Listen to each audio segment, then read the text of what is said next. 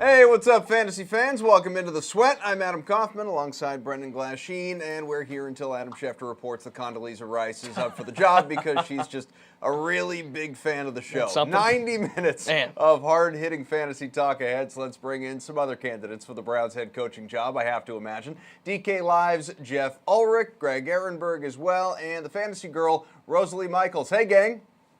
Hey. He's not paying attention. So that's okay. He's got way more important things to do. You know, we've got a lot to cover, obviously, on this show. I do want to mention there are 6 teams with a bye this week, and most of it is really not going to affect your lineup building because outside of the Patriots, there's a whole lot of crap out there. Bills, Browns, Dolphins, Jets, and Niners. A lot of teams that you probably weren't going to grab guys from anyway. Yeah, fair point. As always, as we do on the days that end in Y, we're going to start with the NFL spin move. First up is Jeff. Former Heisman winner Lamar Jackson getting his first career start for the Ravens against the Bengals, and he's only 4,700. Do you see him booming or busting today, sir?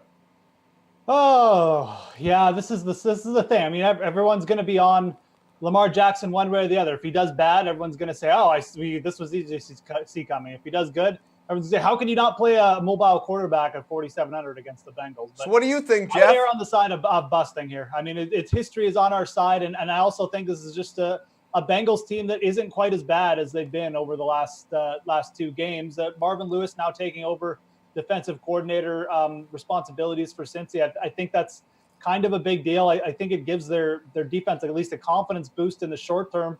And I just don't have that much confidence in the Ravens scheming for a rookie quarterback, even with the extra week. So I like Lamar Jackson. He's really not that good a passer, though. I would err on the side of bust here. And just to be clear, Joe Flacco is out today. So, Rosalie, how do you feel about Lamar Jackson? I'm going to disagree with Jeff here. I'm excited. I kind of feel like it's Christmas morning for Baltimore, right? So I know we're only at Thanksgiving, but I'm looking forward to Christmas. With this is opening a brand new present, right? Everybody knows that he's a mobile quarterback. This is the perfect opportunity for him to get his feet wet, so to speak, because he's going up against the Cincinnati defense, which, yeah, you know what? Marv Lewis is taking over, but you know who else he's giving opportunity to? Hugh Jackson. So it's a little bit weird to me that he's putting Hugh Jackson on that defensive side. But you can't ignore the fact that the Bengals offense is giving up almost 40 points a game over the past 4 games.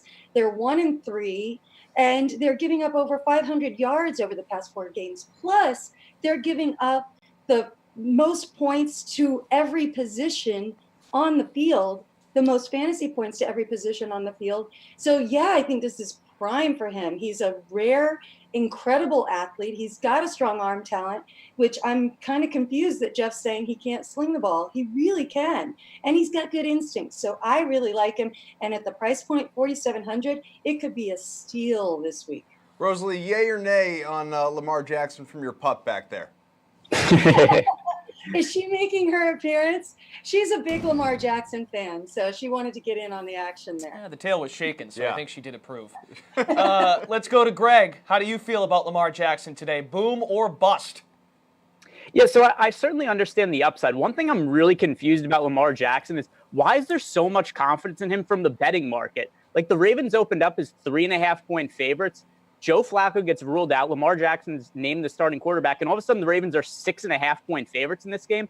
Like, I understand that there's reason to be optimistic about his upside, but there seems to be no consideration for potential downside of Lamar Jackson. So for that reason, I think that there's a little bit of interest in me in the Bengals defense. It hasn't been any good this year, but I don't have confidence Lamar Jackson's going to have some great game. Like, how many rookie quarterbacks have we seen just light the world on fire in their first game? I think more often than not, we see them struggle. I think that we could definitely see some turnovers. We could potentially see a pick six or defensive touchdown. So I think that's where the most upside is here. We just got news A.J. Green is officially out today. Yeah, you know, we were going to take a look at the other side of that matchup, too. So with Green out and John Ross still in this moment questionable since he's receiving core, clearly kind of in shambles. So, Rosalie, right back to you here. Do you expect anyone on that Bengals offense to be worth playing, or are you more interested in the Ravens DST? Here's the hard thing. I mean, that Cincinnati Bengals came out of the season and started, like, really showing up. And all of a sudden, they've kind of lost it. Yeah, is that part of AJ Green not being, able to play? I don't know. Dalton seemed really, really shaky as of late.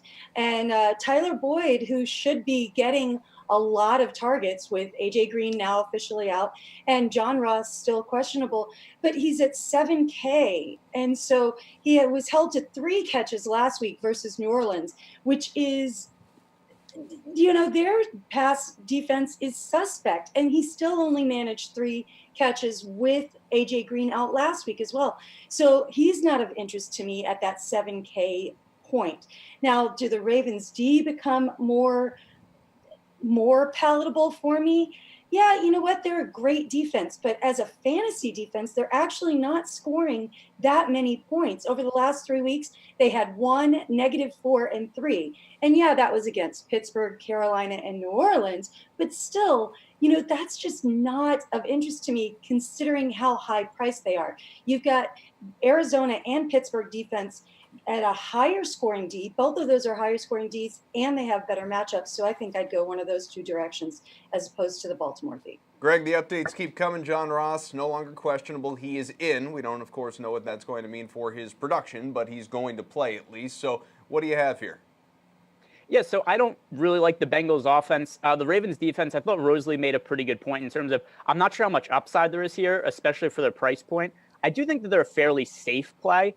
I'm just a little worried about the pace of the game, how many plays are actually going to be run, how many opportunities there are going to be for the Ravens defense to actually rack up sacks and turnovers. I think there's a pretty good chance the Ravens go with a pretty run-heavy offensive game plan, which is going to slow it down, and that'll just overall limit the amount of opportunities for fantasy points in this game. Jeff?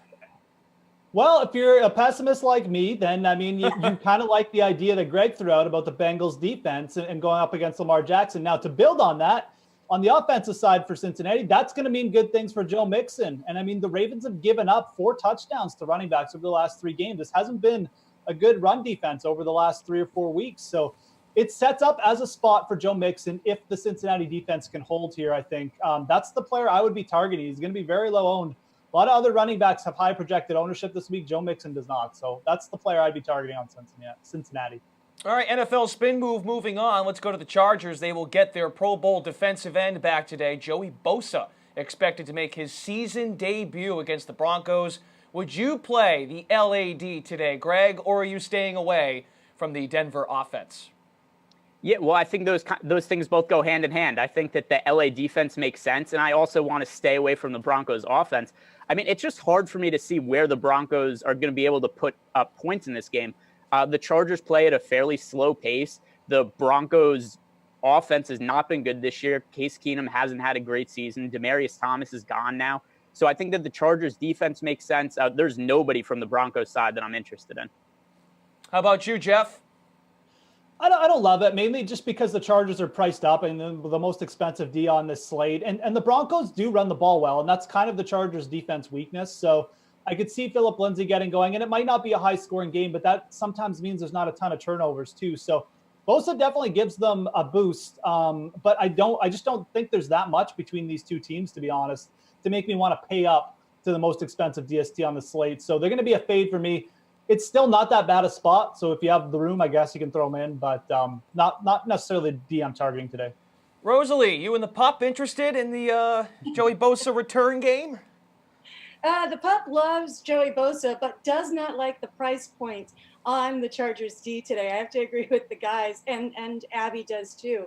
I'm kind of confused as to why this LA Chargers D is so highly priced. The Denver offense, they haven't let up a defensive touchdown at all this year, and they only let up 2 sacks to a much better Houston D last week. So I'm really confused as to why they're so highly priced. I think that's a terrible price point for them. I don't see them scoring a lot of fantasy points this week. Even with Bosa in there, I think it gives them a little bit more confidence. But, we don't know how rusty he's going to be coming back. It's his first game the season. I'm sure he's going to be playing with fire, as any player coming back will be. But you know what? The Denver offensive line ranks 5th in run blocking and 16th in pass protection. So yeah, I'd stay away from Case Keenum and the wide receivers today. But you know that the Chargers give up the 7th least amount of fantasy points to QBs, but you know, they're kind of middle of the pack for RBs. So I see them as being maybe a target because Denver's going to have to run the ball in order to keep this game close. Guys, before we let you go, at least for now, let's mix in a couple of viewer questions. I think we've got some time. One, Jeff, that's been years in the making right here. Ben Roethlisberger or Mitchell Trubisky? What do you think? Oh, you got to go with Mitchell Trubisky. It's pretty much always Mitchell Trubisky for me. I mean, unless you're going up against, like, I don't know, Mahomes. But yeah, Mitchell Trubisky. Greg, you in sync with that? Yeah, definitely. I've been on Trubisky the last few weeks, and I think everybody should have been on him for a while now. Like, I don't understand why Trubisky never has ownership. Like, he's been one of the highest upside fantasy quarterbacks this year. He does a little bit of everything. He runs, he throws. He throws for touchdowns. He can run for touchdowns. Like, I don't understand why he's somebody who's always sub 5% owned. People are afraid. They're afraid. No, it's because he insists upon being called Mitchell. I think I'm pretty sure that is the exact reason. Yeah, it's got to be it. Rosalie, unanimous? No, actually, I don't know why these guys are so high on Trubisky today. Yeah, I know it's the cool thing to be all about the Chicago team, and I do like Chicago. But going up against Minnesota, you know what? They're really tough against QBs. They give up the least amount of fantasy points to QBs over the last 4 games. I say go Big Ben against Jacksonville. Everybody's afraid of Jacksonville, but they're giving up the points. They're not this Jacksonville defense that we saw last year. And this is a revenge game for Pittsburgh. So I like Big Ben over Mitch Trubisky this week. Take that, boys. Yeah. Yeah. Get off your Trubisky high horses. I'm not as afraid of the Jacksonville defense as much as it's just Ben Roethlisberger on the road. They're 10-1 right now on the road. Greg. Yeah, Greg. And Jeff just stays away. Good idea. Good idea. All right, I'm not arguing with Rosalie. All right, let's move on. Much more on the way with this crew. We're going to briefly step aside. At least Brendan here's going to. I'm going to shuffle a few feet over to my left, tell you more about football because it's Sunday and diving into the NBA right now would just feel kind of out of place. I'm going to go over here. Thanks. It's your DraftKings Fantasy Flash, and I'm Adam Kaufman. Patriots offense looked pitiful last week against the Titans, but things could be looking up for football fans in New England. ESPN's Adam Schefter says after the bye week, Rob Gronkowski is expected to play next Sunday against the Jets. That's what we know right now. The All-Pro tight end has missed 2 games in a row, 3 out of 4 with lingering back and ankle injuries, and Gronkowski just hasn't been himself this year, and while he's chasing all those incentives too.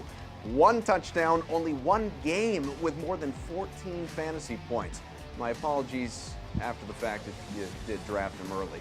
Tom Brady has forced the ball to Josh Gordon in the interim, and those 21 targets the last 2 games have resulted in 211 yards and a score for the former Brown. And of course, Julian Edelman, James White, those guys are as reliable as ever.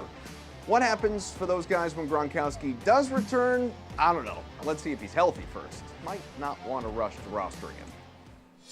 All right, back over in your spot. Mm-hmm. Yep. Good. Okay. Quick. Kaufman, Raced over. Thank you. Yeah. Thank you. All right, scrambling back so quickly for our next segment. It's Chase Fade, Game Spread Edition. DK Live, Steve Buchanan. Good to see you. Julian Edlow and Reed Fowler. They are all here. Reed, the Cowboys are coming off a nice win over the Eagles, but they're a 3.5-point underdog in Atlanta. Chase or fade the boys covering? I'm going to fade this. I think when you look at this team, especially with Dallas, right, they're a very public team. A lot of public money goes on Dallas. They're kind of like the Lakers in terms of how much money is bet on them, even if they're good or bad or indifferent. I do think Dallas will outscore their average point total at 20. They scored 24 of the last 4, but I don't think Atlanta is only a 1.5-point favorite on a neutral field. I think when you get Atlanta at home, we see what they're able to do. I don't think Dallas can keep up. Look, Atlanta's defense is bad. So Dallas is going to score, but I just don't think that Dallas can get this close to this Atlanta team. Steve, busy morning for you. What do you got on this one? Yeah, I mean, honestly, I think the Cowboys might be able to cover here. I think it's actually possible that they might be able to squeak out a little win here. I mean, look, the continued loss of Deion Jones has really hurt them, and I feel like it's just not talked about enough because now they're going to face Zeke Elliott. And then the emergence of Amari Cooper, I mean, it just changes how defenses tackle this Cowboys team. It used to just be, well, cover Zeke, stop Zeke, and that's it. This isn't like the Cole Beasley show anymore. Cooper is the main guy in this offense. We've seen him get 18 targets since joining the Cowboys, catching 11 of those for 133 yards. I think this is going to be an awesome game. I think it's going to be a very close game, and I think the Cowboys can cover here. Man, you bring the heat even on the weekends. I love it. Julian. Julian. Multifaceted guy. Julian, what's up? What do you got? There he is. Yeah, well, I mean, Reed and I were actually talking about this before the show, and I gave him my answer, and he obviously just went and took it to start us off here. Look, we're at a point in the season. The Cowboys are definitely an improved team, and Amari Cooper has something to do with that. But we're probably coming off the high point of Dallas's season, getting that road win in Philadelphia on Sunday night, and the low point of the Atlanta Falcons season, getting smashed by the Browns on the road last week. So I think there's a little bit of an overreaction here with this spread. And, the belief is that Dallas is a little bit closer to where Atlanta is now, when the reality is Atlanta at home, they're going to put up, an amount of points that's going to be very hard for Dallas to keep up with. So Dallas is probably going to have to score a season high in points if they're going to win this game.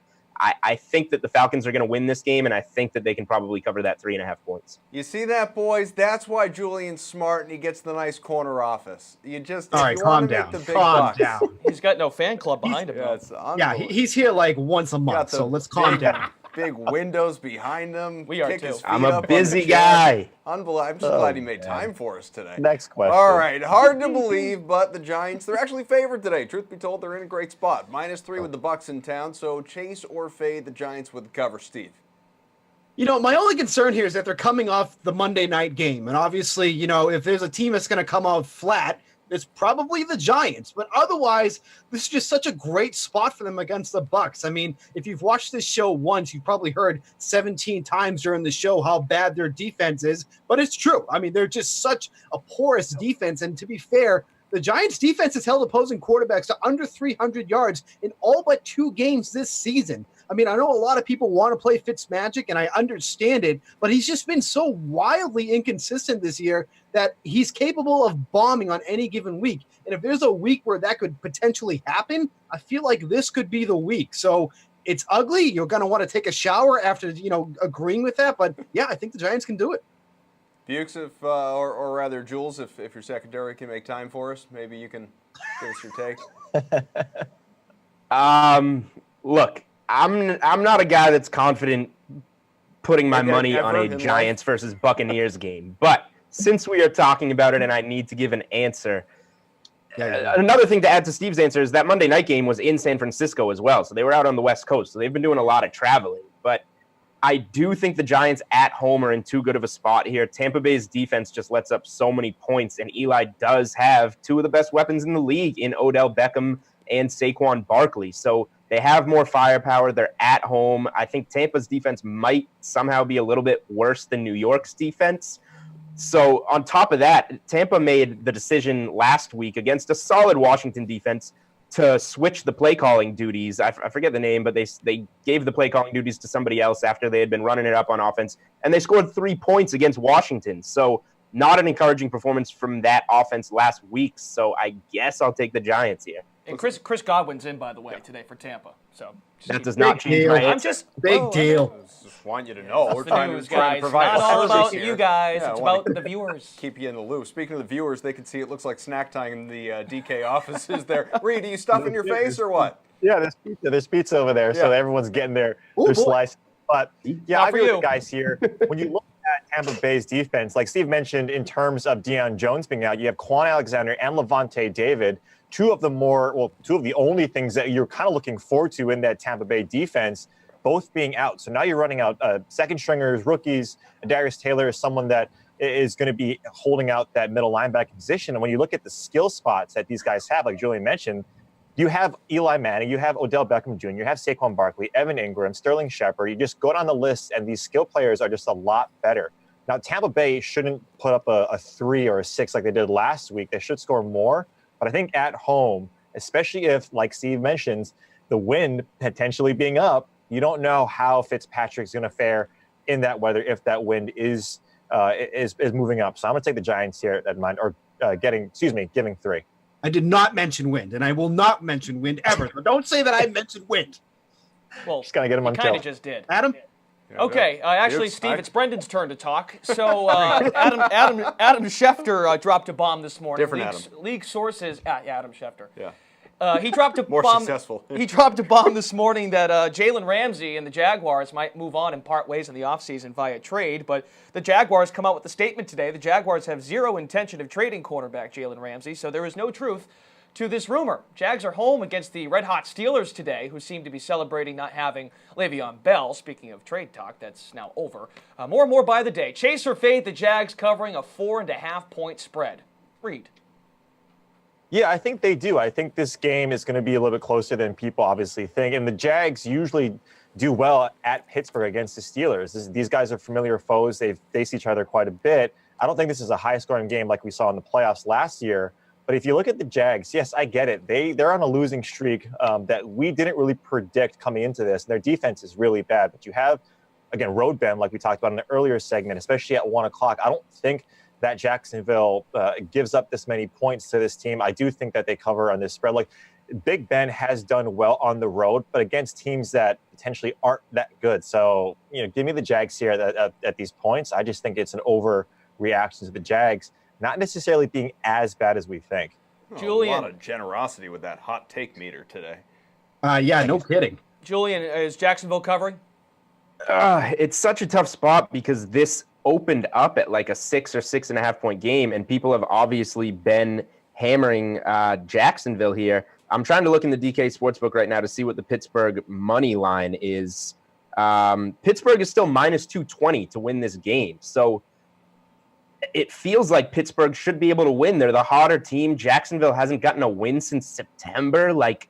So if that's the case, why is 4.5 points going to scare me away? That means basically for Jacksonville to cover and you think Pittsburgh is going to win, it's going to be a 3-point game. I think Pittsburgh's going to get this game, and I think it's probably going to be more than 3. So I'll take the Steelers here, even though a lot of money seems to be going on Jacksonville. Why are you looking it up? Just have your fan club behind you do it for you. They're all eating pizza now. Not acceptable. Steve? Yeah, I do all my own research, and I come prepared, so I'm actually ready to answer. So I just did my research. So anyways, now that's worthy of the hot take games. What games Reed has been watching, but this defense is not that bad. Reed, this is a defense that's averaging over 28 points allowed over their past 5 games. You don't think the Steelers can end up posting up some numbers here? There is no way that Jacksonville is gonna cover here. This is a James Conner game. Nobody's talking about James Conner this week because of all the other high-priced running backs you want to play. This is such a good spot for James Conner that I absolutely love them and the Steelers this week. This Jacksonville defense is whole wheat grain toasted right now. They are absolutely crap on that field. There's no way that the Jacksonville covers here. Reed, real quick, you care to chime in there? No, I mean, I get that Jacksonville on paper is, look at what this defensive line can do. Big Ben on the road. We like to give these guys. James Conner. I get that, but who has to hand the ball off to James Conner? It's Big Ben. If you put 8 in the box against James Conner, what else are you going to do? I get that they're 5. I get that Jacksonville is bad, but Pittsburgh, we've seen them put up a goose. We've seen them just as a dumpster fire in some of these spots where they should win. We've seen it every single year from Pittsburgh. In these spots where they should win these games by a lot, they don't. So I think that Jacksonville, albeit being a bad defense at home, I think they do. Look, Pittsburgh's still going to win. I just don't think it's going to be by 5 or 4.5, whatever the spread's going to be. All right. Well, hey, do we have a terrible take? That's what I'm trying to say here about Jacksonville covering this spread is you're still Pittsburgh's going to win, but Jacksonville's going to cover 4.5. That pretty much means they have to keep this game within a field goal. So that means they're going to be really competitive. Too bad. But yet everybody's so confident that Pittsburgh's going to win. Steve's had enough. He deserves the pizza, not you two. All right, thanks, guys. Chat again soon. First, we've got info how to play the Buffalo Wild Wings contest. Then we'll be back with the latest look at today's inactives. Pat Mayo here with an exciting new way to heat up your Sundays this football season. DraftKings has teamed up with Buffalo Wild Wings to bring you a fantasy experience like no other. Blazing Fantasy Football, a new free game only available inside Buffalo Wild Wings restaurants. Want to win free wings for a year, game tickets, Buffalo Wild Wings gift cards or Blazin' Rewards points? Here's how. Head to Buffalo Wild Wings, download the Blazin' Rewards app, and join. Already a member? Not a problem. Just log in and fire up the app. Click or tap the Blazin' Fantasy Football icon, join a contest, draft your lineup, and get ready to compete against rivals in all Buffalo Wild Wings restaurants. Blaze your way up the leaderboard by drafting who you think will be the top 8 players, including kickers. Best part? You've got a chance to really rack up the score with your blazing pick. It's worth double points, so choose wisely. Don't just wing it. Draft your team in one of Sunday's 4 contests before each half of the 1 p.m. and 4 p.m. Eastern games. Then, grab some wings, sit back, and watch your team light up the leaderboard. Come back every Sunday for new contests each week. DraftKings and Buffalo Wild Wings, the right stack for Sundays. Mayo cleans up good after eating some Yeah, wings. it looks nice. Yeah, he's pretty excited. We'll see if he looks as good when we hear from him some more. A couple of key inactives just to keep you in the loop with if you're joining us just now. A.J. Green, Joe Flacco, they are not going to play today. But let's keep the conversation going with Pat Mayo. He's in the PME studios. And you know what? When Mayo and that crew are around, you get the heck out of the way. This is true. I'm also wearing the same shirt as I was in that, too. So I look exactly the same, although I think my eye is less infected than it was when I shot that thing. Gary and Thorne is here with me. Hello. We just chatted for about an hour and 40 minutes, taking everyone's questions. That's still up on the YouTube page right now, the Facebook page on Periscope. If you want to go relive all the excitement that was the Sunday morning Pat Mayo experience, it's every Sunday at 10 a.m. You can tune in. And tomorrow, do not forget, people, at 10 a.m. Eastern Time, I will be live again with Chris Meany, taking all of your questions. But let's talk about some of the spreads of the week and some of the line movement. I do want to let everyone know the odds and lines are subject to change. See the website for actual odds. And if you or anyone you know has a gambling problem and would like some help, call 1-800-GAMBLER. Big one of the day for me, my favorite on the board. It's the one that's moved the most, which I'm kind of stunned about. I just heard them talking about it and like, hey, the Giants are going to come. The Giants are terrible. Like, well, let's be real here. Bad team, short week, coming back across the country from San Francisco. The Bucs just put up 550 yards and scored 3 points. That's not going to happen again. Yeah, I mean, we talked about this on the show today, but if you had to rank those units, the 2 offenses and the 2 defenses, you have by far the most confidence in the Buccaneers offense and probably by far the least amount of confidence, despite the fact it contains Odell Beckham and Saquon Barkley, in the Giants offense. I actually think the Giants defense is, I mean, the Bucs defense is bad. So is the Giants. Yeah, defense. They're both pretty bad. But look, I think that again speaks to just how much higher and in such an esteem that I hold this Buccaneer offense in accordance to these other 3 units. I just think that in a game, the Buccaneers are likely to score, let's even just say more than 25 points, because that's really all I think you need to do to give the Giants trouble, because the Giants just can't keep up. They're not an offense built to put up big scores. Even the one time this season they scored 30 points against the Panthers, it was predicated on just some of the craziest plays we've seen so far this season. So give me the Bucs with the points. I like that a lot. Yeah, Bucs and the points. I actually like the Bucs money line as well, plus 130. You might as well. Like, if you're gonna, like, is this really going to be a 3-point game? It seems like one team blows out the other team. Yeah. This doesn't really feel like a field goal game. Maybe the Buccaneers tend to not play. Maybe I'm getting too greedy, but I think the Bucs win, so I'm going to bet them on the money line. The other ones, the biggest shifts we've seen, Raiders and Arizona opened at 3.5. It's now got up to 5.5. Come back down to 5. Arizona is favored at home here against the Raiders. All logic would dictate, all the rules that I have of spread betting would point me towards the Raiders. Oh, they would. I don't want to bet on the Raiders. Look, I did this last week, and they should have covered the game. But what does Derek Carr do?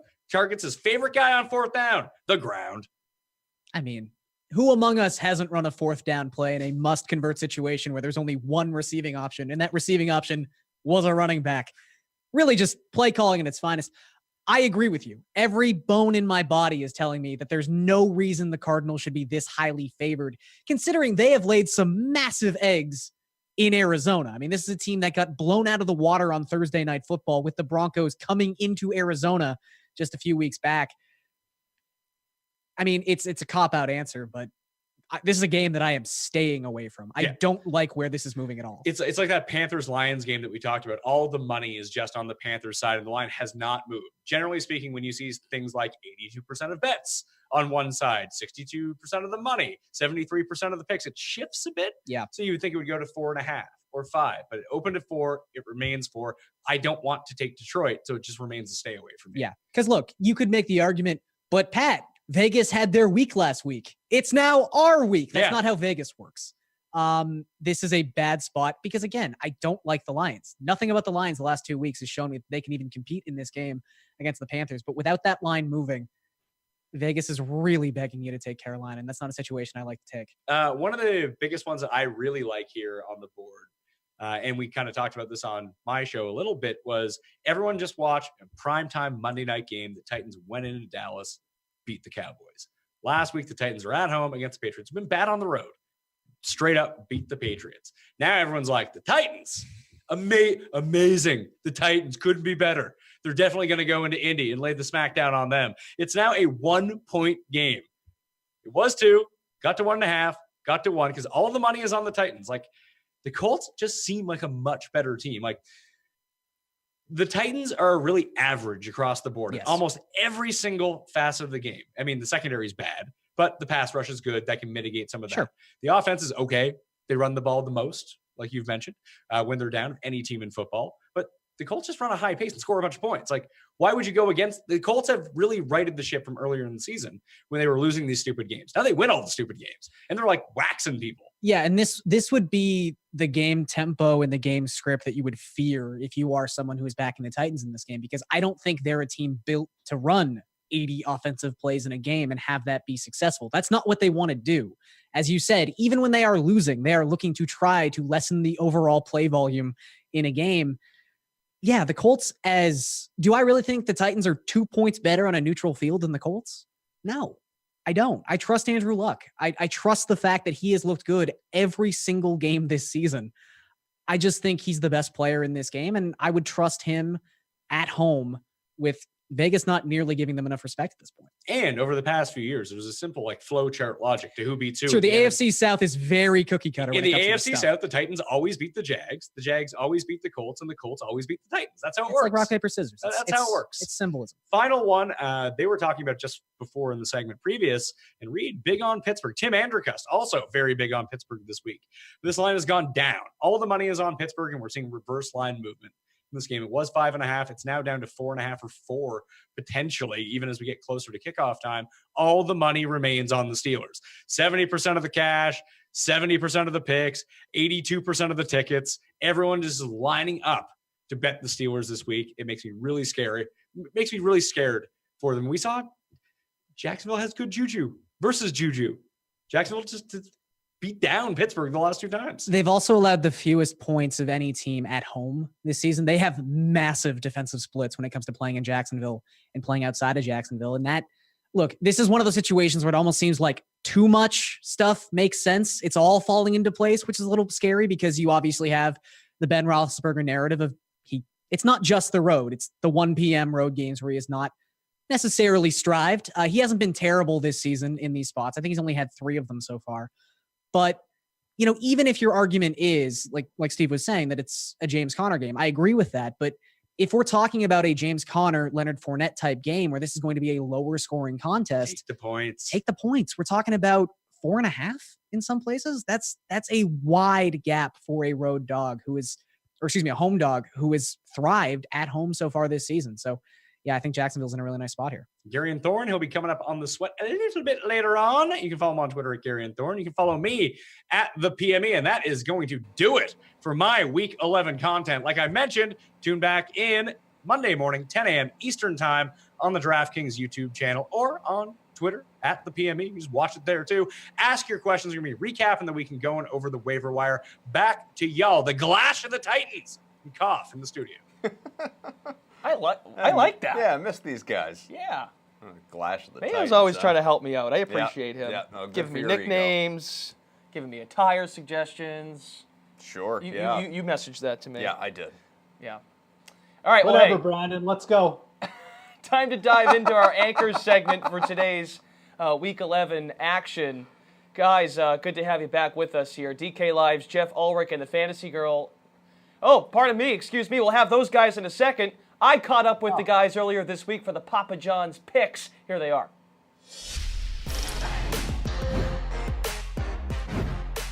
Hey everyone, I'm Brendan Glasheen along with DK Live's Adam Levitan and Reed Fowler. They're here to help you make your pick for DraftKings Team Pick'em, presented by Papa John's. You get 25% off any regular menu price orders by using the promo code DK25. We're targeting 3 games in Week 11 with interesting storylines here, fellas. Important one in the AFC South. The Titans, off a big win over the Patriots, visit the Colts, winners of 3 straight games. Levy, each team playing well, but who prevails in Indy?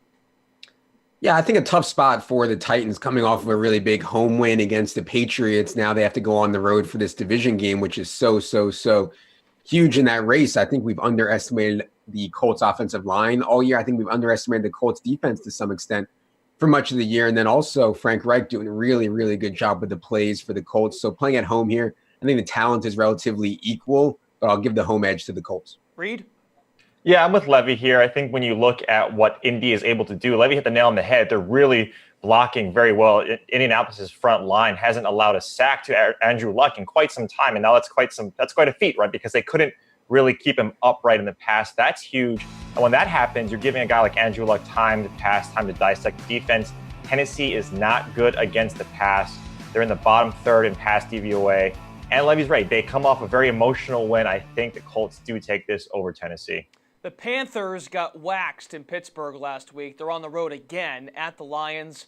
Do Cam and company bounce back, Reed? I think so. I think so. I think when you look at the Panthers, they're better than what we saw. I think Cam is still making some of those mental errors that you think in this part of his career that he just wouldn't throw a ball like that out of the end zone, falling backwards. But I do think that they do. But what does scare me, right? Pittsburgh, when we looked at that game, they were blitzing quite a bit. And the offensive line, while from a statistical standpoint, is pretty good. Detroit's defensive line is number 1 in defensive line DVOA. So you have to be able to block. I really like Christian McCaffrey and Olsen in this game as players. And again, I think you have to, right? Carolina is 3-1 against this opponent in the last 4 meetings against Detroit. And Detroit has some injuries that they have to shore up, or else this is going to be a long one for them. So I'm going to take Carolina in this competition. Levy, taking the Panthers or the Lions? Yeah, I'm going to go with the Lions here. And I think that the Lions can play way better than what we've seen. And this is the spot for it, right? Like, if they are going to save their season and make the playoffs, this is the game that they absolutely positively have to win. They cannot afford to drop another one. So hopefully they'll get Darius Slay back for this game, which I think would make a big difference. And then also just playing at home, and as Reed mentioned, with a really good defensive front, I think they'll be able to put some pressure on Cam and generate some turnovers. You guys just hit on Pittsburgh. Steelers have won 5 in a row, red hot, taking on the struggling Jaguars, who have lost 5 in a row. Pittsburgh's hit stride. Do they make it 6 straight dubs, Levy?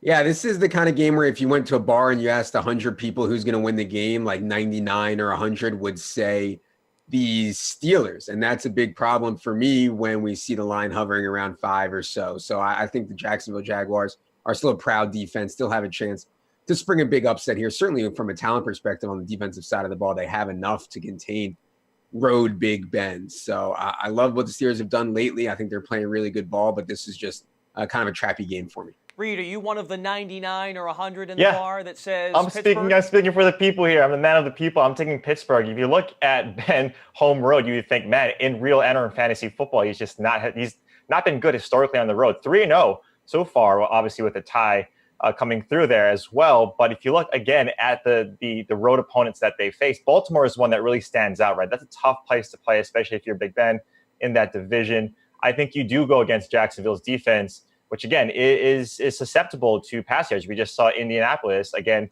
protecting Andrew Luck, so he can essentially dissect that defense. So I do think that Pittsburgh does eke this out. I think it's going to be closer, like Levy was saying, closer than a lot of people expect. I don't think that Pittsburgh's going to run away with this, but Indy was able to convert on 6 of 11 third downs. If Pittsburgh is able to do that, if they're able to control that clock, I do think they eke this out. So I'm speaking for the people here. Give me Pittsburgh.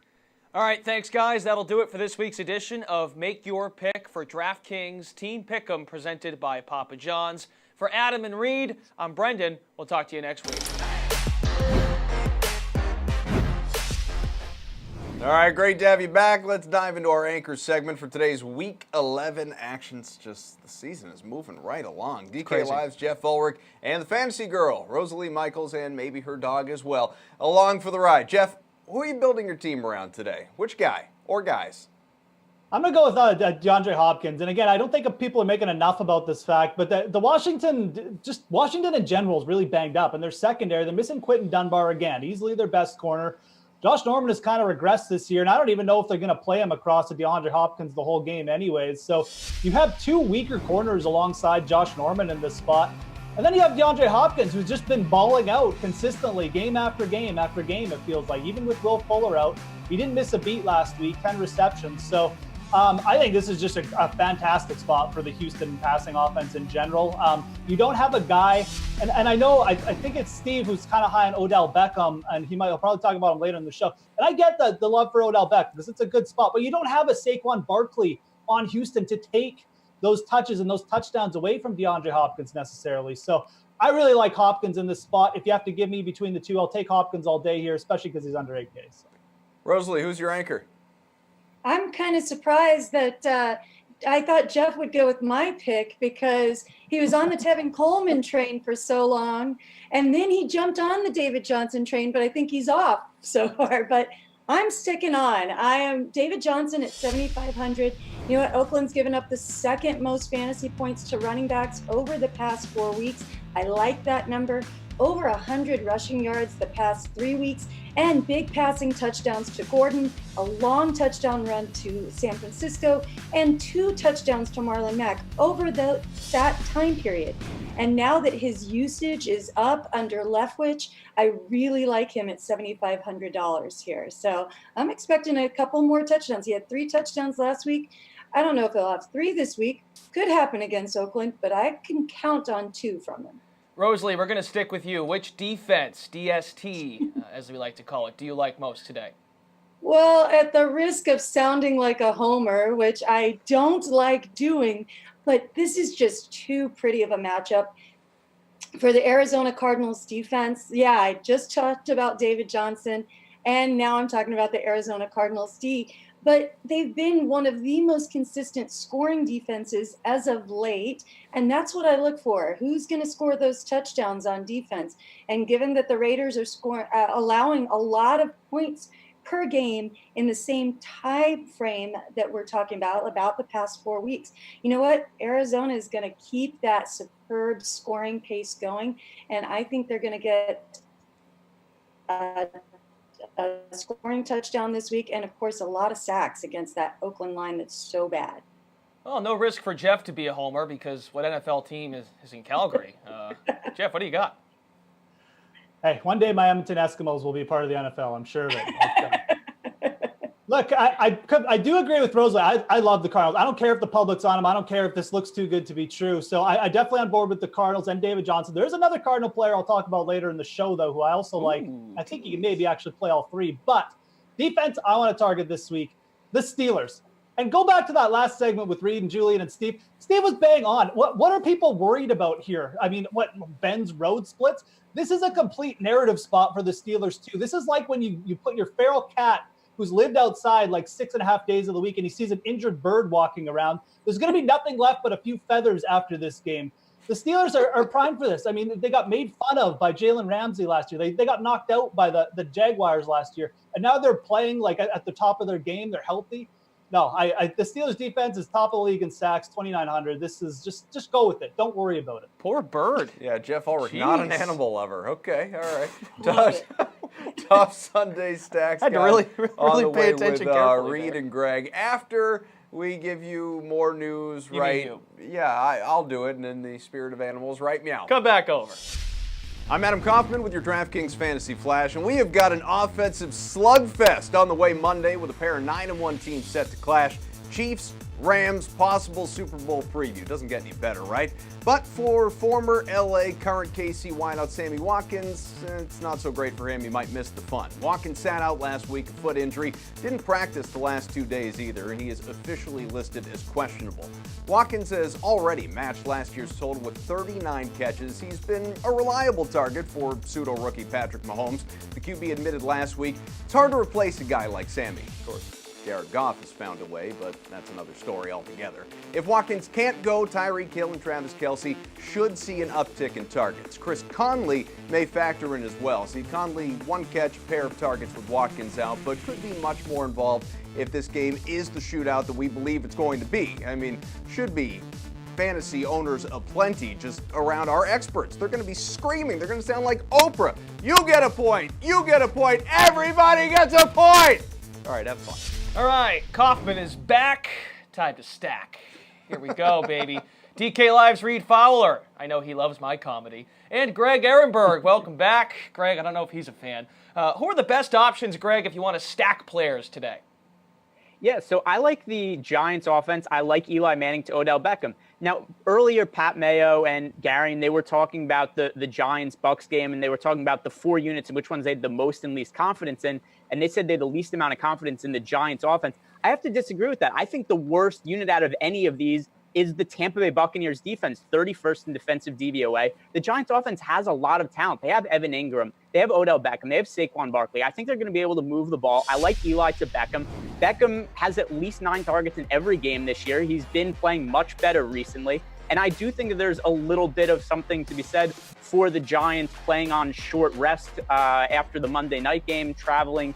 But still, the Buccaneers defense, they get destroyed every single week. I think that this is a good spot for the Giants. Reed, your players to stack.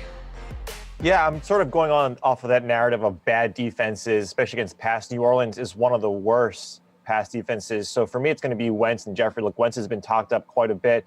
Probably a cash game lock in terms of what he's able to do. He's passing over 30 times a game. When you have a guy like Alshon Jeffrey, both looking at around 9 to 12% in projected ownership. Like New Orleans is 28 in pass DVOA. The Saints are giving up the 2nd most yards per game through the air this season, the 4th over their last 3.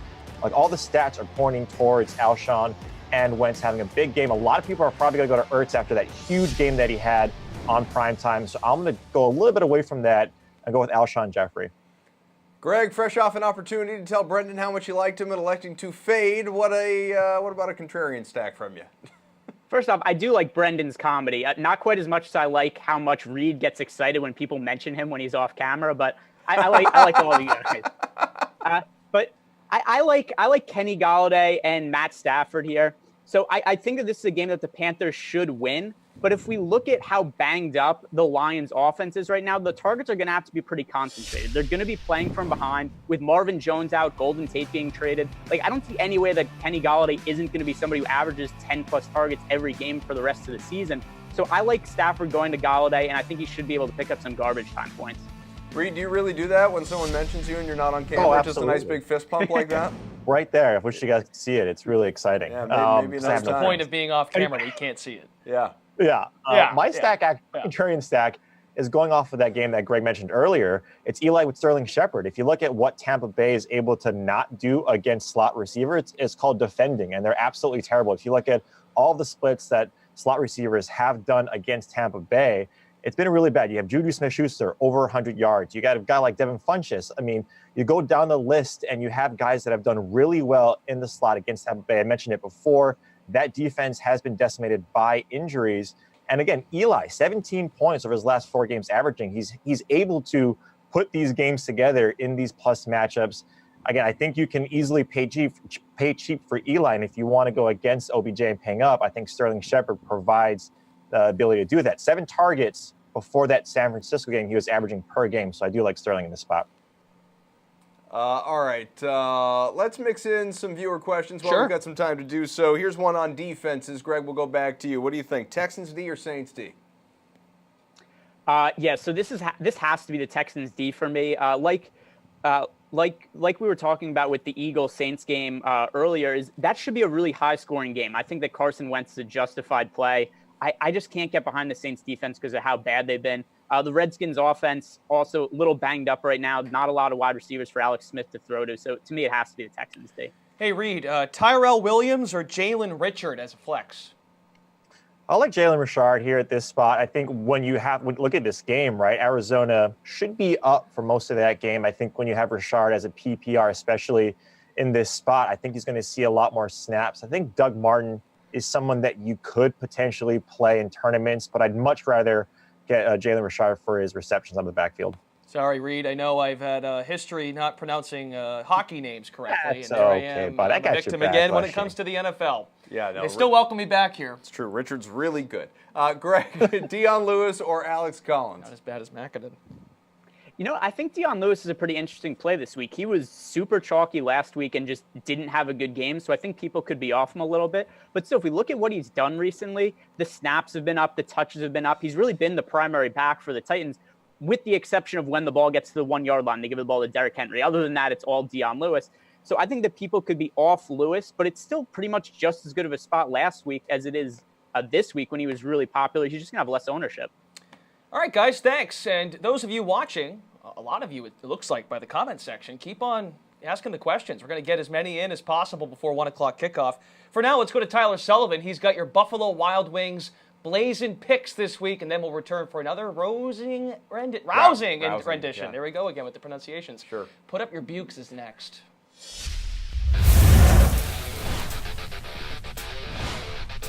Tyler Sullivan here with Sunday's Blazing Game Day picks presented by Buffalo Wild Wings. The 3 of the 4 highest projected point total games of Week 11, all in prime time, means that they're not on the main slate. Great for the viewers, not so much for us fantasy players. But them's the breaks. At running back, you're still getting a discount on David Johnson if you think David Johnson is back to being the real David Johnson. I'm not all the way convinced, but 21 carries in a game where the Cardinals trailed the entire game, well, that's pretty good. And so were the real passing routes. DJ ended up with 7 receptions, exactly what you want to see. And normally you don't think it would get any better, but here are the Raiders. They're bad, so if Johnson's going to keep this going, this seems like the matchup. And at receiver, DeAndre Hopkins' lethal combination of skill and consistent volume makes him just about matchup proof. Now there's a high likelihood that he will be shadowed by Josh Norman, but since this isn't 2015, that's not the end of the world. Hopkins only dropped below double-digit targets 3 times in 2018 and has never seen fewer than 6 in any game. Plus, he's found pay dirt 5 times in his last 4 weeks. At quarterback, let's go after the lone super high-scoring game on the slate, Eagles and Saints. As big favorites, expect the Saints to employ a close-to-run pass split as possible, so you're banking on Drew Brees to pass near the goal line instead of New Orleans just punching it in. That seems a little dicey. So let's go on the other side of the ball and use Carson Wentz. The Eagles, well, they can't run anyway, so expect a lot of passing. Wentz is chucking it up to close to 40 times a game since his return and likely will not see a more favorable matchup at all this season. Those were your blazing game day picks presented by Buffalo Wild Wings. All right, yeah, this guy with the glove. Okay, so this is what we're doing here. Adam and Brendan, let's get you caught up on some key inactives for today's main slate. Of course, there are a couple of big names. A.J. Green, who I just had to take out of my lineup. Joe Flacco as well. And really, those are the 2 big ones that you need to worry about. Any others you'd like to mix in? John Ross is in. Chris Godwin for Tampa in. Trent Williams out. Marcel Darius in. Dustin Hopkins, if you're interested in kickers, he's in. So. Just wanted to give him more of an opportunity to read. Yeah, practicing. Here's a segment that'll really get you juiced up for today. It's Put Up Your Bukes with DK Live. There he is. Steve Buchanan. He was fired up earlier, so let's see if that sweatometer can go up. Julian, take a deep breath. Steve? I'm good to go. The floor is yours, sir. Well, I dug up Julian from burying him 2 weeks ago, so I'm glad he could make it onto the show.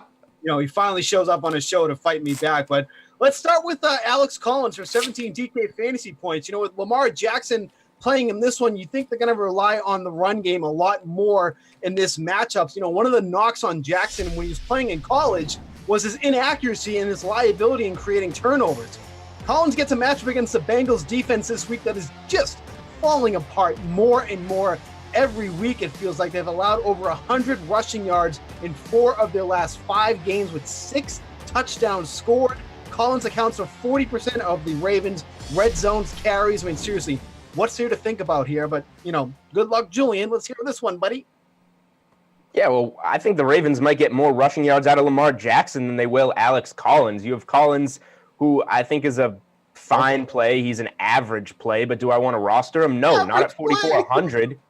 Yeah, an average play. I don't want to roster him at 4,400. We have Theo Riddick down at $4,000. He's probably going to be the slot receiver for the Lions, who have nobody to throw to that's not named Kenny Golladay.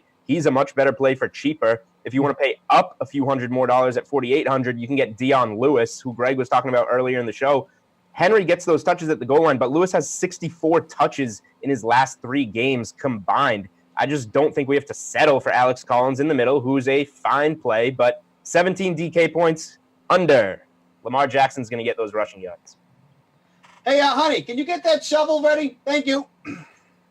So you have another one, Bukes? Yeah, let's go with Terrell Williams for 15 DK fantasy points. Not Mike Williams. So when you're rostering, make sure it's not Mike Williams, okay? But I don't love the matchup for Keenan Allen. He's going up against Chris Harris for the majority of this game. He goes between wide and the slot. 50% of that's going against Chris Harris. So I don't like that one there. So instead, I'm going to take a receiver on the perimeter. I'm going to roll with Williams. He's a cheap wide receiver that has absolutely no talk this week. And he's coming off a 6-target game against that pathetic Raiders defense. He's kind of like a Tyler Lockett, where he's a total boomer bust play, but he has those abilities to snap off those huge plays. We've seen him go over 100 receiving yards twice already this season, only 4,800. This is going to be a week you're going to have to save some salary somewhere. So Williams is my guy. Julian, care to chime in? Yeah, Julian. I mean, find a way to get up to the 5,000 range and get yourself Amari Cooper, get yourself Kenny Golladay, get yourself Corey Davis. They're not that much more expensive. By dipping yourself under 5K, you get yourself to Tyrell Williams. Yes, you get a lot of potential. You're looking at that game log, 24.8, 29.9. He has high games this year. Look at the rest. He's all in single digits. His last 2 games against the Broncos combined, he has, 65 total yards on 8 catches. 12.5 DraftKings points, and that's in 2 games last year going up against the Broncos. It's not like it's this home run spot just because Keenan Allen, who gets all the targets, might be in a little bit more difficult of a matchup. So if you want this total, you're banking on him catching a bomb and bringing it to the end zone, and I don't think that's going to happen in this game. The Chargers are going to try and slow it down. The Broncos can't score. I don't think this is the game for Tyrell Williams. Steve, what else you got? I'm sorry, I just got a text from my woman. She goes, "Why do you need a shovel?" I was not sure where you bury were doing, yourself but now I after get these it. picks. They stink.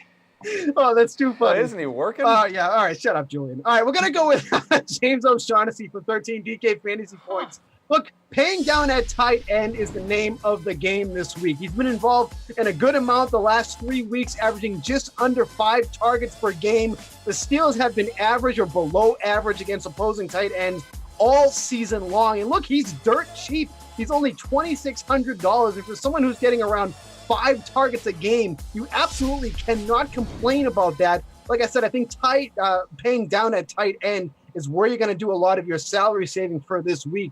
So, bam, right there, baby. That's the one. Jules? Pay up to What did you say? Did you say 13? Yeah, you can read. All right, it's not on the screen. I can't. It's on the screen. He was distracted. He was texting your woman. Whatever, I don't see it. But so James O'Shaughnessy, 2,600. Look, I might have James O'Shaughnessy in a lineup or two. He's not a terrible play because he's $2,600, and he has been getting about 5 targets a week. He's not going to blow the top off, though, and have a really big game. So I got to go under 13 DK points here. But I think he's a fine salary saver. I would try and find a way to find the $300 more to get Ricky Seals-Jones going up against that Oakland defense that ranks, 29th or something against tight ends. Somewhere in that range. I can't find it. They're bad against tight ends. That game plays out really well for Arizona. I like that play if you can find your way to get there. And I think you can play James O'Shaughnessy. I just don't think that you can ask for 13 DK points there. You can. It's a lot pretty good about for a guy that never, ever does that. Okay. Steve, you good? You got everything off your chest? Yeah, and it looks like you have small hands when you put that glove on. You should take that off. Okay, well, just trying to James, hype up your segment. I'm about like 40 games back right now in James O'Shaughnessy's point log or whatever, and there's no double digits anywhere. Cut away from him. He's not prepared. I don't even know what he's talking about. Time for all James of us to O'Shaughnessy go has for a never second. scored double-digit DraftKings points, at least through the last, 2 or 3 years. Thorn in my side is up next. Stay tuned. Hey, team, anyone got a shovel? All right, coming up, our pal Gary and Thorne dims the mood. His top fades, as Steve said. Thorn in my side is next. Hey, welcome to $1 Million Picks, presented by Roman. ED meds prescribed online, delivered to your door at GetRoman.com. I'm Adam Kaufman, and here's what's up. You want money? We want to help you make it. It's pretty basic. Our $1 million panel is here to identify guys with the biggest upside during Sunday's main slate. Reed Fowler and Adam Levitan. Levy, let's start with you. Who do you like for this weekend? Give me a couple of targets for our $1 million impact. Sure, yeah, and I think one place where we've seen coaching make a huge difference is in Arizona and David Johnson. We've seen him get over 6 targets per game under Byron Leftwich when he was around 4. Under Mike McCoy, also seeing the ball a lot more in space, which has led to 63 receiving yards per game. You could say, well, maybe it's matchup based because he's faced the 49ers and the Chiefs, but now comes one of the best possible matchups at home against Oakland. Think Arizona will play well here, and David Johnson will be a big part of it. And then also, I'm going to go a little bit further off the board. It would be really easy at wide receiver to say Michael Thomas, who will almost certainly destroy the Eagles on Sunday. But if we want to save some salary, we can go down to Kenny Golladay, who, with Marvin Jones a little bit banged up, Kenny Golladay is just a bet on talent kind of play week in and week out. Yeah, he has James Bradbury, but I think he can win that matchup against James Bradbury. Golden Tate gone. Sets up really well for Golladay. Yeah, play everyone, right, against Oakland. That's just sort of a really good strategy. Love those picks. I'm going with running back for my first one. It's Christian McCaffrey, and this is really matchup-based, right? You got Detroit, who's pretty bad on defense, right? Kind of going off of what Levy was saying, sticking with Kenny Golladay. When that defense is bad, it really either increases the talent that we have on the offensive side of that team, but also on the defensive side of that team. Looking at 21% of Cam's targets go to Christian McCaffrey, so he's my first bet. My second one, Sterling Shepard, right? We see what Tampa Bay can't do against slot receivers. Tampa Bay is really bad covering against those receivers. And if you look at the past guys who have done well, again, Nelson Aguilar, 8 for 81 and a touchdown. Juju Smith-Schuster, 9 for 116. So the list goes on and on. They can't defend across the middle. So those would be my 2 guys for the slate. Just don't choose Le'Veon Bell, as so many of us had hoped to this weekend. Thanks to our $1 million panel. Enjoyed the games. We will see you next week on $1 Million Picks presented by Roman. ED Meds prescribed online, delivered to your door. A real good idea of what Adam Kaufman's attire is throughout the course of the week. Mixing in a lot of different things. You look good. You look sharp. I appreciate that. All right. Very you having fun? Yeah. We got a half hour to go till kickoff, friends. Our day, though, just got a lot worse because Gary and Thorne has decided to stop by. Real nice. That's really not why, but he's revealing his top fades for today's main slate, otherwise known as Thorne in My Side. Steve's here. Julian's here. Survived it. Garion, who are you staying away from today? I think you're starting with the New Orleans quarterback. I guess I'm staying away from you, Glash. Jeez. Me. I'm like one of 5 people to pay for your fantasy league. I thought you'd be nice to me. Okay, let's keep that up. Let's keep that up. Anyway. Gary, I haven't talked to you in forever. It's good to see you. I'm just kidding. Thank you, Brendan. Yeah, Drew Brees. Let's talk about Drew Brees for a second. I can't say anything negative about Drew Brees. I can't say anything bad about the spot he's in. I can't say anything bad about the fact that he's playing at home. Drew Brees deserves to be the highest priced quarterback for Week 11 on the main slate. Okay. That's fine. This is just not a slate where I'm paying up at quarterback. I think the difference between using a guy like Brees and then going down to the Mariota, to the Dak, to the Eli, even Lamar Jackson, if you want to get him involved, saving $1,500 or $1,000 at quarterback is the difference between getting just 1 top-tier running back in your lineup or possibly getting 2 top-tier running backs in your lineup. Maybe getting someone like Hopkins in there, getting someone like Odell in there. I just think there's money to be spent elsewhere. I don't want to be spending it at quarterback this week, so I just don't have any shares of Drew Brees. Who wants to chime in first? Steve? I'll take this one. Julian, okay. I will say, I'll give Garion a little bit of credit at the end for saying that he just wants to spend the money elsewhere, because that's exactly what he's doing. But that was probably the weakest opening to this segment that we've ever had. His inaugural Thorne, he has nothing bad to say about. You're coming in fuzzy. Do you have a bunch of dirt on top of you, Julian? Yeah, get a shovel. I will dig my way out and fight you on Drew Brees, because he's a fantastic play. I think Lamar Jackson is great, but in terms of trustworthiness, like, we don't know exactly what we're going to get there. We think he's going to run all over the place. We think he should be able to pass for some yards against a Cincinnati defense that allows some of the most passing yards in the NFL. But in terms of Brees, you can find your way up to him. We've got Theo Riddick, who's going to be getting a lot of work for the Lions. You've even got Seth Roberts, who's going to be a starting receiver for $3K for the Oakland Raiders, who I don't love, but got to do something. So wait, you're questioning the consistency of the lower end quarterbacks, and you give me Seth Roberts as the consistent option at wide receiver. That's correct, because it suits my agenda. There are ways that you can play Drew Brees on this slate. The Eagles rank 26th against quarterback.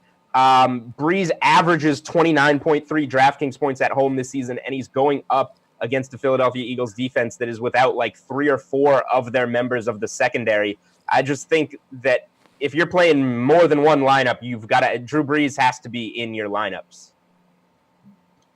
Steve? I mean, I don't even know what else I can say. I mean, these two are going at it. But look, I mean, if you're fading it because of the salary, I understand.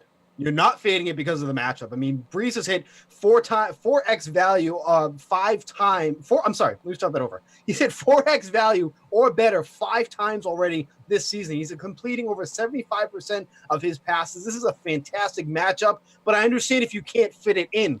There is somebody that you could put in to help alleviate the salary that Gary's going to talk about later. I can't wait to hear that one.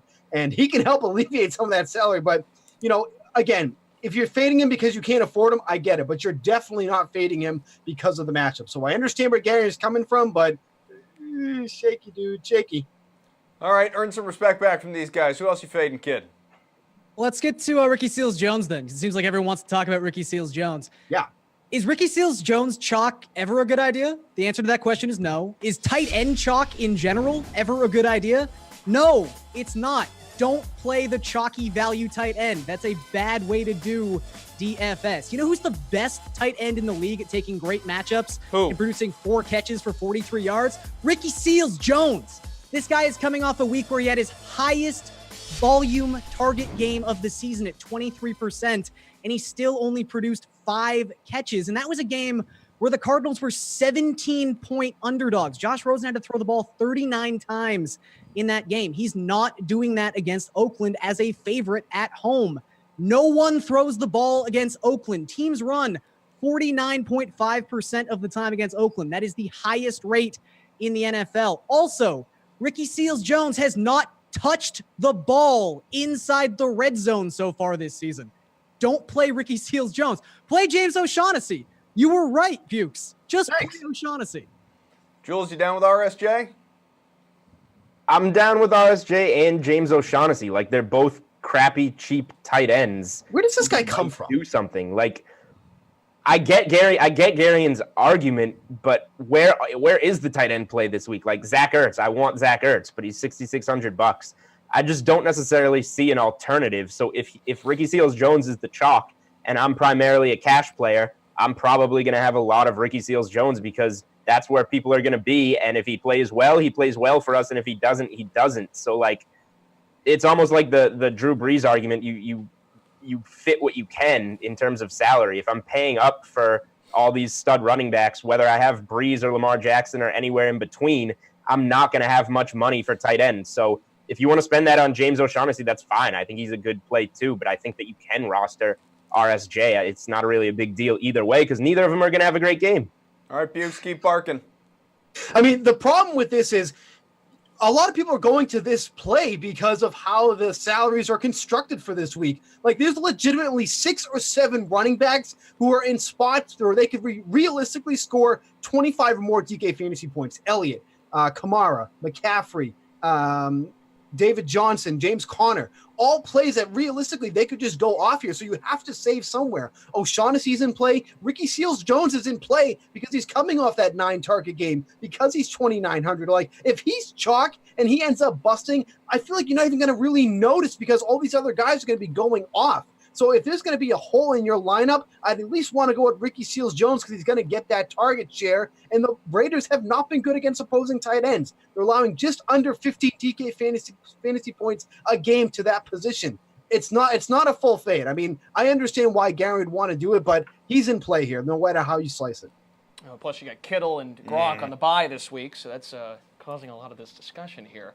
All right, Gary, and I think you got one more prickly thorn to throw our way. Yeah, let's talk about Keenan Allen. But really, the Chargers offense, sans Melvin Gordon in general, it's just a hard spot to trust them this week because the Chargers in general aren't a volume-laden team. Chargers games for the season on average have the lowest offensive snap total between the two teams. They just don't run an offense conducive to having teams run 75, 80 plays in a game. And we see that in Phillip Rivers' game logs. I mean, this is someone who's thrown less than 27 passes in 5 consecutive games. And that's going to hurt Keenan Allen, who hasn't gone over 41 yards all but once against Denver and Chris Harris Jr. It just doesn't seem like a good spot. I don't like Allen. I don't like Rivers. There's not a lot of this Charger offense, again, outside of Melvin Gordon, that I'll be touching this week. All right. Guys, what do you got? Well, Terrell Williams, I mean, somebody talked about him a little earlier. I think that's a pretty viable play. But, I mean, look, Keenan Allen's going to see Harris in coverage at least 50% of the game. I mean, Allen splits in and out of the slot almost half of his snaps, and when he's not, he's going to be seeing Harris. I'm not sure that's where I want to spend $6,700 for 50% good matchup. And he's also just seeing 17% target share in the red zone. When I looked it up, I had to make sure twice that I was reading that correctly, that he was only getting 17% looks in the red zone. That just seems so low for somebody that's that expensive. I mean, granted, the salaries come down. I mean, $6,700 for Keenan Allen seems cheap, but this is just not the week still. Julian, your thoughts on Keenan Allen? Is Gary on to something here? Yeah, I think we're all on the same page here with Keenan Allen. Look, it's certainly not because Tyrell Williams is going to have such a monster game that I'm not interested in Tyrell Williams, or that I'm not interested in Keenan Allen. He hasn't played that well against Denver in the past. His last 2 games last year, actually, he had 7.1 and 14.5 DraftKings points. So neither of those really, 14.5, I guess that would get you some decent value. But like we keep talking about how the salaries are constructed on this slate, I want Michael Thomas at 8,800. I want Ezekiel Elliott. I want Saquon Barkley. I want to pay up for these guys and then find value plays that make them fit. So if you're taking this kind of middle of the road approach with guys like Keenan Allen, who doesn't have that much upside in this matchup, then you're limiting yourself from getting to these guys, all these running backs that Steve mentioned, who I actually totally agree with him on, have such a high ceiling. There's so many guys with this high ceiling on this slate that you can get for not that much more expensive if you just find some value plays elsewhere. So the matchup doesn't scare me away that much, but I think Keenan Allen's ceiling is a lot more limited compared to the guys that you can get for not that much less salary. All right, fellas, thanks for checking in, Gary, and especially, of course, we don't get to talk to you too often anymore, and I know that Brendan thanks for paying. Here, he's missed you, and thanks for paying. All right, to hear from our friend WFAN's Mike Francesa. He's going to join us now. Actually had the opportunity to catch up with Jesse Cofield this week to dissect today's games. Enjoy. All right, let's take a look at the NFC East today, starting with Eli and the Giants. Eli's got the 9th most passing yards in the NFL this season. Does the Giants' offense have enough to keep up with Ryan Fitzpatrick? Yes, I think they do. I think this will be a game where the question will be which team can force the mistake. The one difference is Fitzpatrick, and I like Fitz a lot, know him well. He is more prone to the big interception than Eli is. He will give it up. I think that'll be the difference. The team that gets that will win the game. I think they'll both move the ball. I think the Giants actually are a little smidge the better team in their home. They need a home win. They need to put 2 in a row. This is one that'll at least energize the fan base a little bit, that they'll start to dream that maybe this team can get on a rally. See, in a place like Tampa, they never believe their team can get on a roll. With the Giants, people believe their team can get on a roll because they're the Giants. I mean, they have a heritage. They have a legacy. They have a habit of winning. So, although these last 2 years have been nightmarish, if they win this week, there's a lot of Giant fans that'll be dreaming that they'll go to Philly and win the 3rd week, and then that they'll be on a bona fide roll. So this is a big week for them. They haven't won a home game. They come off a win on Monday night. That wasn't easy against a rebuilding team. Giants aren't great. They don't have a pass rush, and they are a terrible team on the offensive line, which still shows a lot of weeks. But I think, for the most part, they're the better team this week.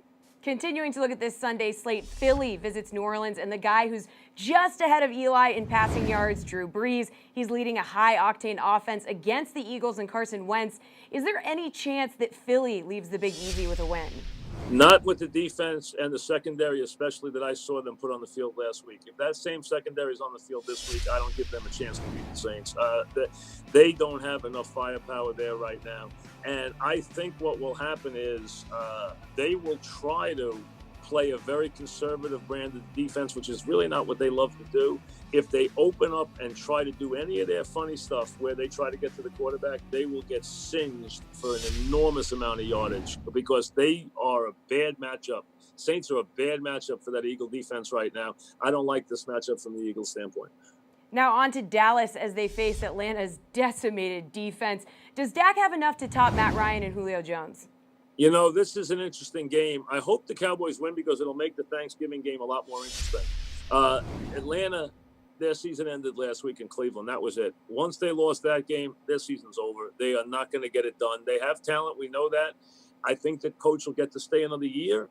But you know what? This has been a bitterly disappointing year for them, and they should have already won a Super Bowl, and they haven't, which is a big problem. When you should have won a Super Bowl, and now you start to slide backwards, it's a big problem for an organization versus the organization that actually won that Super Bowl. It makes a big difference, and they haven't won that Super Bowl, so it does make a big difference. It means that heads roll. But I think that Atlanta had their chance. They lost it last week. I think Dallas will – Dallas got to be careful with this game because Atlanta's got a lot of firepower. But I think Dallas will have an opening, and if they can get it, I think they'll beat Washington. See, I think Dallas, if they win on Sunday, they'll win on Thursday. That's what I really believe. I think Sunday will propel them in a big way on Thursday. All right, Mike Francesa, always great. Thanks to him for joining us, as he does a few times a week, really. He's going to be back with us tomorrow to preview Chiefs and Rams, but you guys, understandably, kickoff approaching, you're focused on today. So let's welcome back DK Live's Reed Fowler, Greg Ehrenberg, and Rosalie Michaels, a.k.a. the Fantasy Girl, for their off-the-wall picks. Reed, we'll start with you, pal. Who's your reach pick? Yeah, I'm going a couple here just because I like extra credit. That's who I am. And I just didn't actually know who to choose between the two. But that's the real reason. Jonnu Smith, the tight end of Tennessee. We got some injuries for the receiving core with Taywan Taylor. Tajay Sharp was a little banged up in practice. And we're talking about cheap tight ends, right? We talked about James O'Shaughnessy, Ricky Seals-Jones. Jonnu Smith belongs in that category of bad tight ends that we want to play in good spots, but just doesn't show up. The thing about him is he's seen 2 touchdowns in the last 2 games, right? That's what you got to hope for with Jonnu Smith. I think with this game against Indianapolis, I think it's going to be a high-scoring game because Tennessee has to keep up. I think their defense is a little susceptible in terms of a big game that they're coming away from against the Patriots. I do think this is a high-scoring game. And staying with that Tennessee game, Cameron Batson is another guy that I'm looking at. Rookie, way off the board here. He's the lowest price at $3,000. You've seen his target share go up. You've seen his snap count go up from week 7 at 6.2% to now 55.7 last week. Again, someone that you need to plug in there at the cheapest you want to do. This is only strictly a tournament play because he could give you a 0. He could give you an absolute goose egg, but he's got 4.4 this 40 speed, and he comes from that Texas Tech offense that we've seen other guys like Kiki Kuti do well. So he'd be my extreme off-the-wall pick. Reed was that kid in high school that said, hey, is there homework tonight? Like that extra credit kind of guy. Yeah. All right. Yeah. Can there be? Right. Rosalie, do you need me to do anything? Your off-the-wall pick, please. Oh, I always hated that guy. I love Reed, but I always hated is there homework tonight? No, there's not homework tonight. But I appreciate the extra work there, Reed. I'm actually going Lamar Jackson here. $4,700. Yeah, I know it's his first game as a starter, and I know that scares some people. It doesn't scare me. Someone asked earlier, I think it might have been Gary in there, you know, when we've seen a rookie QB come out hot, let's look at Cam Newton. His first game, I was actually there for that. 2 passing touchdowns, a rushing touchdown, and a QB rating of 110. RG3, who's been there alongside Lamar Jackson, 320 passing yards, 2 passing touchdowns, 42 rushing yards, and 139.9 quarterback rating. And that's just those few, right? This is people that we kind of liken Lamar Jackson to. Julian earlier said that he thinks he'll have more rushing yards than Collins will. I believe that also. But the biggest point here, the Bengals are the worst defense in the league. They're pitiful. And they give up the most fantasy points to QBs, to running backs, and 2 wide receivers, which Lamar Jackson is really all of those things over the past 4 weeks. They're terrible. Lamar, to me, is worth the flyer at $4,700. Wow, where's the hot take meter? Sheesh. It broke after before. Greg, what do you think? Who's your off-the-wall pick? Yes, Honey! Yeah. I got it! Hey, he's got the shovel. That's Wait, tremendous. so is that mean Greg is Steve's honey? Is that what we're saying? It was an odd request for my significant other, and every once in a while you got to pull out the props. I'm the carrot top of fantasy sports. Off the wall shovel, Strong. Greg Ehrenberg. Damn. In terms of DFS, the off the wall pick for me. So Theo Riddick is only 4,000. This is a slate where it's pretty difficult to find cheap value plays that I really think are viable. And if we look at Riddick, he hasn't really been a running back lately. He's been a guy who's kind of a slot receiver who's really just given the running back designation as his position, but he's kind of a positionless guy. And if we look at the game flow of this, I think the Lions are going to be behind, like I said earlier, with Matt Stafford and Kenny Galladay. And Theo Riddick is somebody who could get garbage points. He could get receptions in that type of situation. 13 targets over the last 2 weeks. And just because of how difficult it is to find cheap running backs to go to, I think that's why Theo Riddick makes it for me. Okay, we're back in a sec, guys. 10 minutes to kick off. We are taking you up to it with over-under plus your questions. Get them in now. Hey, Adam Kaufman here with your DraftKings Fantasy Flash. And Jimmy Graham's return to Seattle Thursday could have been better, right? Packers lost 27-24. Graham broke his thumb, too, which is really just kind of adding injury to insult, if you will. And now, with a 4 to 6 week timetable to return the tight end season, it's in jeopardy. Just adds to a year-long disappointment after high hopes of partnership with Aaron Rodgers would help Graham return to his Pro Bowl form. Just never happened. 34 catches, 452 yards, 2 touchdowns in his 10 games. The Pack leaned on Lance Kendricks without Graham, but rookie Robert Tonyan made the biggest play of the game for Green Bay. A 54-yard touchdown, even danced his way through the end zone, and it was the fourth stringer's first career catch, and to this date, only catch so far. Mike McCarthy hinted Tonyan could see the most significant increase in snaps. Regardless who fills in for Graham, though, Rodgers is probably going to reward his receivers more often than not. Of course, it's hard to imagine Devontae Adams doing more than he already is, so look for guys like Equanimous St. Brown, Marquez Valdez-Scantling, or anyone else from that Key and Peele football skit to see more targets. All right, we're making the turn for home here on the Sweat game of over-under with the crew, quad box style. Yeah! DK Live's Reed Fowler, Jeff Ulrich, Steve Buchanan, Rosalie Michaels. Everyone's together. Everyone's getting along. Hey, I hope everyone has a shovel as we get ready to close out the show. Okay, I'm done. Big game in the AFC South, gang. Titans and Colts are projected to go for 51 points. Will they go over or under that total? Ladies first. Rosalie, go ahead. I'm going under here. This seems like a really high over-under for me on this game. You know what? Tennessee hasn't had a game total over 49 at all this season. And that has a lot to do with their defense. But, you know, the Colts have been scoring some points, but this Tennessee defense has been really good at keeping the offenses under 25 points per game. I mean, Miami's the only one that's scored over that, and that was only 27, and that was in week 1. So if we look back at last year, this same exact game in November in Indianapolis, the game total was 36. So I'm going under on this one. Reed. Yeah, I'm going to disagree. I think that goes over in this one. I think when you look at teams after they play the Patriots in terms of defense, like Tennessee, Rosalie is right. Tennessee has a really good defense, but I do think this is going to be an up-tempo game. I think Andrew Luck is someone who's thrown for multiple touchdowns in 6 of 9 games, and then Tennessee has also given up that in terms of pass. And so I get that they are a team that is giving up probably only 16 points a game, which is top marks for defense giving up points. But I just think when you look at Indy's defense, they're giving up 26, which is 7th best for opposing teams. I think you have to, I think if you're Tennessee, you're going to have to try and keep up with the Colts here. So I'm going to say over. Jeff, your turn.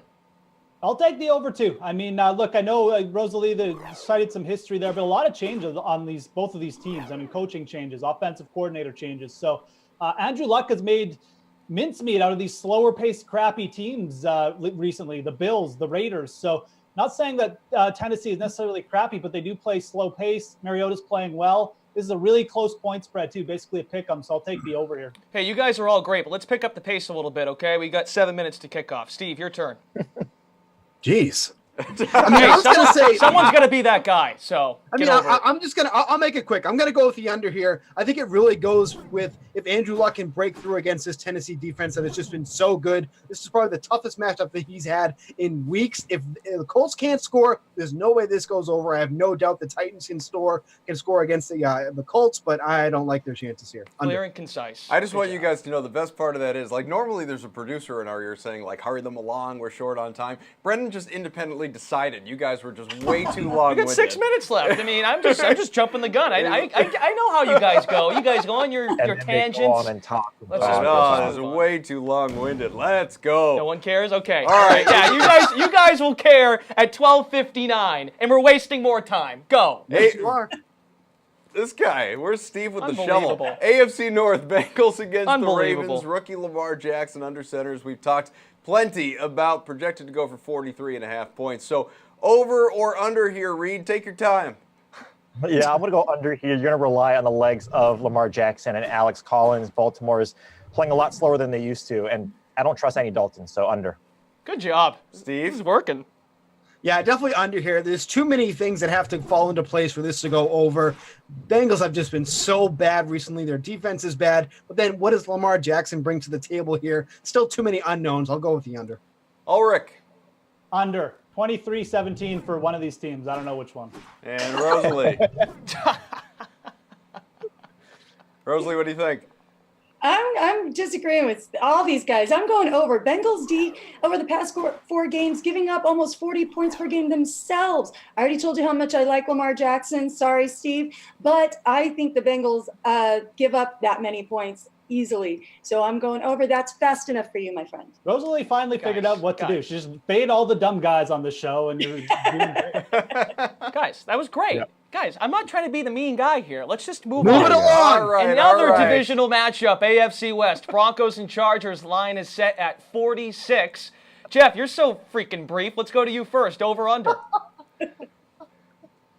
I'll take the under on this one, too. I mean, I think both these teams are going to try and run the ball. I think the Broncos defense is not getting enough credit here. I think they can hold up the Chargers enough, so I'll take the under 46. What do I like most after you? All right, let's go to Steve. Oh, great. What an honor. Look, Denver's having issues scoring right now. I don't think they're going to be able to do so against a Chargers defense that's getting a nice boost today with Joey Bosa back in the lineup. I'm going to take the under. Rosalie. Yep, I'm taking the under. Lots of running, eating up the clock, not seeing a lot of scoring here. Guys already talked about the defenses, going under. And Reed. So last, I get it. That's an honor for me. Yeah, I'm going to say under. Divisional game. Chargers play at a snail's pace. 49 plays over the last 3. That's dead last. So under. At least he didn't say, who do I like least? Oh, Reed. All right, kickoff's quickly approaching, guys. So as you've heard, no time to waste. Slate-approved picks. Lock for today's DFS slate. Rosalie, go ahead. My lock today, Drew Brees. Come on, New Orleans. Yeah. You know what? They're going up against Philadelphia. It's going to be a really high-scoring game. I like Drew Brees. Reed? I'm going to go Carson Wentz here. I think when you look at what he's able to do against this defense, highest implied game total on the main slate, I just think in terms of that Saints secondary, not good. You can slate him in for a cash game. Lock. My man Bukes. Odell Beckham, Bucks defense. Jeff? Look at all these chalky picks. I mean, I'm going with Christian Kirk. Everyone expects me to just go right back to David Johnson. If you think the Cardinals are going to blow out the Raiders, this is a great spot for Christian Kirk to finally get off. Returns kicks. You can play him with the Cardinals deep. You like that. Just stack the Cardinals. Christian Kirk over 20 DK points today. Well, look at that. You guys were so brief. Now we have time to answer questions from the people. Well, if you keep yammering on, let's Coffee, go. got I like anything? Brendan. He's the only professional one here. I like this. You guys are going to make fun of me. My iPad just died. So now I have no capability of looking at questions. Amari so Cooper. Now I look like an ass. Jeez, So Amari Cooper or Corey Davis. Jeff. Oh. Yeah, this is tough. Both these guys are chalky. Yeah. I got to go with Cooper, though. I just can't trust the Titans pass game enough to keep on the chalky Corey Davis train, so I'll take Cooper. Reed, who do you like there? Yeah, I'm the same. I mean, if you look at Dallas, they're targeting him 9 times over the last 2. I get it. You get the target share with Corey Davis, but Indy's secondary better than the opposing one with Amari Cooper. So in Atlanta. Rosalie, I don't know why I'm asking you this, but I will anyway. David Johnson or Saquon Barkley? That's a tough one, but I actually would go Saquon here over David Johnson. I know I talked about David Johnson earlier, and I love him, but Saquon's the safer bet. He's a monster. He's had over 100 yards, 8 out of the 9 games, so I'll go Saquon over David Johnson, but it's a close one. Steve, same one. Yeah, that's a really close one, but I think it's going to be a bounce back spot for Saquon today. Reed, you want to stack Watson and Hopkins or Wentz and Jeffrey? What do you think? Oh, Wentz and Jeffrey, that's my favorite stack. Again, I'm hammering this game. It's going to be a shootout, in my opinion. So you get the Saints at home. I think Carson and the boys and the Eagles, they have to be able to pass the ball. So I'm going to go Carson, Wentz, and Jeffrey. Rosalie, which stack do you prefer?